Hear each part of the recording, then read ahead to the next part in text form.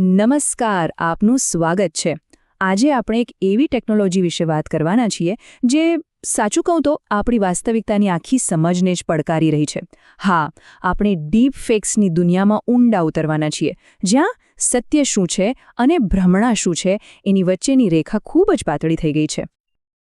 ચાલો, એક સીધા અને સરળ સવાલથી જ શરૂઆત કરીએ।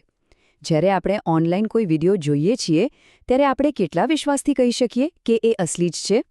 આજકાલ આ પ્રશ્ન પહેલા કરતાં ઘણો વધારે મહત્વનો બની ગયો છે। તો ચાલો આને બરાબર સમજીએ। આખરે ડીપફેક છે શું, જેના વિશે આટલી બધી વાતો અને ચિંતાઓ થઈ રહી છે? આને સમજવું ખરેખર ખૂબ જ જરૂરી છે। જો સાવ સરળ શબ્દોમાં કહીએ તો ડીપફેક એટલે એઆઈ દ્વારા બનાવેલું નકલી કન્ટેન્ટ। આ નામ બે શબ્દોમાંથી બન્યું છે, ડીપ લર્નિંગ, જે એઆઈની જ એક ટેકનિક છે, અને ફેક એટલે કે નકલી। આ બંને મળીને એક એવી ટેકનોલોજી બનાવે છે જે લગભગ અસલી લાગે એવા જ નકલી વિડિયો કે ફોટો બનાવી શકે છે। ઓકે, તો હવે સવાલ એ થાય કે આ બને છે કેવી રીતે? આની પાછળ કઈ ટેકનોલોજી કામ કરે છે? ચાલો આગળ વધીએ અને જોઈએ કે આ આખું કામ કેવી રીતે થાય છે। આને સમજવાની એક બહુ જ રસપ્રદ રીત છે, જેને ગેન્સ કહેવાય છે। સમજો કે આ એક સ્પર્ધા જેવું છે। એક એઆઈ, જેને આપણે ક્રિએટર કહીએ, એ નકલી ફોટા બનાવવાની કોશિશ કરે છે, અને બીજો એઆઈ, જેને આપણે ઇન્સ્પેક્ટર કહીએ, એ એને પકડવાની કોશિશ કરે છે।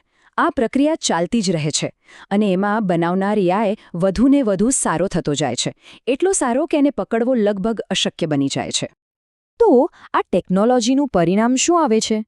એનાથી કોઈપણ વ્યક્તિનો ચહેરો બીજા કોઈના વિડિયો પર લગાવી શકાય છે, અથવા તો કોઈના અવાજનો ઉપયોગ કરીને એવું કંઈક બોલાવી શકાય છે જે એમણે ક્યારેય કહ્યું જ નથી।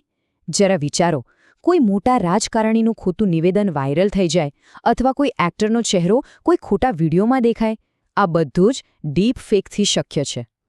વેલ, આ ટેકનોલોજી સાંભળવામાં કદાચ થોડી મજેદાર લાગે, પણ એના ગંભીર જોખમો પણ છે, અને એટલે જ આપણે બધાએ આનાથી સાવચેત રહેવાની જરૂર છે। ચાલો એના મુખ્ય જોખમો પર એક નજર કરીએ। આનો દુરુપયોગ મુખ્યત્વે 3 રીતે થઈ શકે છે। પહેલું, ખોટી માહિતી ફેલાવવા માટે। કોઈ જાણીતી વ્યક્તિના મોઢેથી ખોટા નિવેદનો ફેલાવીને સમાજમાં ગેરસમજ અને અરાજકતા ફેલાવી શકાય છે। બીજું છે છેતરપિંડી અને બ્લેકમેલિંગ। કોઈની ઓળખ ચોરીને પૈસાની છેતરપિંડી કરી શકાય। અને ત્રીજું, કોઈને બદનામ કરવા। કોઈની પ્રતિષ્ઠાને નુકસાન પહોંચાડવા માટે નકલી અને વાંધાજનક કન્ટેન્ટ બનાવીને વાયરલ કરી શકાય છે। તો હવે મોટો સવાલ એ છે કે શું આપણે આ નકલી કન્ટેન્ટ સામે લાચાર છીએ? તો જવાબ છે ના, બિલકુલ નહીં। આપણે આવા ડીપફેક વિડિયોઝને ઓળખતા શીખી શકીએ છીએ। ચાલો જોઈએ કે આ કેવી રીતે કરી શકાય। જુઓ, એક સારી વાત એ છે કે ડીપફેક ભલે ગમે તેટલા વાસ્તવિક કેમ ન લાગે, એ ક્યારેય પરફેક્ટ નથી હોતા। એમાં હંમેશા કંઈક ને કંઈક નાની મોટી ખામી રહી જ જાય છે। આપણે બસ એ ખામીઓને શોધતા શીખવાનું છે। આ સ્લાઇડ પરની માહિતી ખરેખર ઉપયોગી છે। આપણે શું જોવાનું છે? જેમ કે આંખનો પલકારો, એ બહુ ઓછો કે વધારે તો નથી ને? હોઠની હલનચલન અને બોલાતા શબ્દો, શું એ બરાબર મેચ થાય છે? અવાજ થોડો રોબોટિક કે વિચિત્ર તો નથી લાગતો? ચહેરા પરની લાઇટ અને પડછાયા બાકીના વિડિયો સાથે બંધ બેસે છે? અને સૌથી અગત્યનું, ચહેરા પરના હાવભાવ, શું એ એકદમ જડ કે અકુદરતી લાગે છે? બસ આ બધી નાની નાની બાબતો પર ધ્યાન આપવાથી ડીપફેકને પકડી શકાય છે। ટેકનોલોજીની સામે લડવા માટે કાયદાકીય સુરક્ષા પણ એટલી જ જરૂરી છે। તો ભારતમાં ડીપફેકનો સામનો કરવા માટે કાયદામાં શું જોગવાઈઓ છે? ચાલો એ પણ સમજી લઈએ। જુઓ, અત્યારે ભારતમાં ડીપફેક માટે કોઈ અલગ ખાસ કાયદો નથી, પણ એનો મતલબ એ નથી કે ગુનેગારો છટકી શકે છે।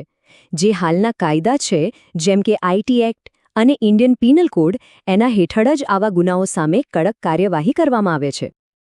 આમાં સૌથી મહત્વની કલમ છે આઈટી એક્ટની કલમ 66C। આ કલમ બહુ સ્પષ્ટ છે। એ કહે છે કે ઇલેક્ટ્રોનિક માધ્યમથી કોઈ બીજાની ઓળખની ચોરી કરવી, જે ડીપફેકમાં થાય છે, એ એક ગંભીર ગુનો છે। અને જો કોઈ આ ગુના માટે દોષિત સાબિત થાય તો તેને 3 વર્ષ સુધીની જેલની સજા થઈ શકે છે, અને એની સાથે 1 લાખ રૂપિયા સુધીનો દંડ પણ થઈ શકે છે। એટલે કે આના કાયદાકીય પરિણામો ખૂબ જ ગંભીર છે.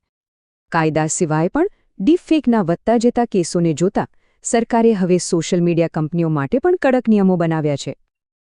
આ નવા નિયમ મુજબ જો કોઈ યુઝર ડીપફેક કન્ટેન્ટ વિશે ફરિયાદ કરે તો સોશિયલ મીડિયા પ્લેટફોર્મ્સે એ કન્ટેન્ટને 36 કલાકની અંદર હટાવવું જ પડશે. આ ખરેખર એક ખૂબ જ મહત્વનું અને સમયસરનું પગલું છે. તો આ બધી ચર્ચા પછી આપણે એક મોટા પ્રશ્ન પર આવીને ઊભા રહીએ છીએ. જેમ જેમ AI ટેકનોલોજી વધુને વધુ શક્તિશાળી બનતી જશે તેમ ડીપફેક ટેકનોલોજીનું ભવિષ્ય શું હશે? શું આપણે હંમેશા સત્ય અને ભ્રમણા વચ્ચે આમ જ સંઘર્ષ કરતા રહીશું? આ એક એવો સવાલ છે જેના વિશે આપણે સૌએ વિચારવું પડશે અને હંમેશા સતર્ક રહેવું પડશે.